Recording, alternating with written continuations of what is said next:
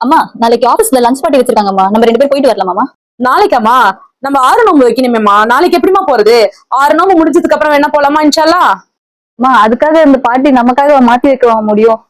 இப்பதான் ரம்ஜான் நோம்பு எல்லாம் முடிஞ்சிச்சேம்மா, மறுபடியும் என்ன 6 நோம்புங்கிறீங்க?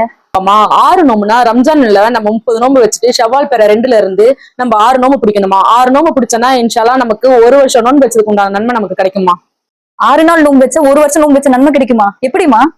அதுவாமா, நபி ஸல்லல்லாஹு அலைஹி வஸல்லம் அவங்க சொல்லியிருக்காங்க, ரமலான்ல நம்ம வைக்கிற நோன்பு 10 மாசம் நன்மை கிடைக்குமா, ஷவ்வால்ல நம்ம வைக்கிற 6 நோன்புக்கு 2 மாசம் நன்மை கிடைக்குமா, மொத்தமா நமக்கு ஒரு வருஷம் நன்மை கிடைக்குதுமா.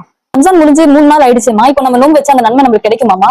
அப்படிலாம் ஒண்ணும் இல்லம்மா. நபி ஸல்லல்லாஹு அலைஹி வஸல்லம் அவங்க சொல்லியிருக்காங்க, ஷவ்வால் பெற 2ல இருந்து நீங்க ஷவ்வால் முடியறதுக்குள்ள இந்த 6 நோம்பு வைங்க அப்படின்னு தான் நமக்கு சொல்லியிருக்காங்க.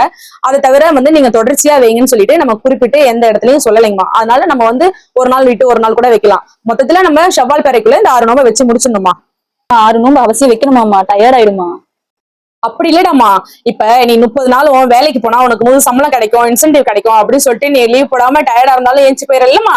அந்த மாதிரி நம்ம 30 நோம்பு வச்சு இந்த 6 நோம்பு வச்சினா, கஷ்டப்படாம சிரமத்தை பார்க்காம வச்சினா உனக்கு ஒரு வருஷம் நன்மை கிடைக்குமா.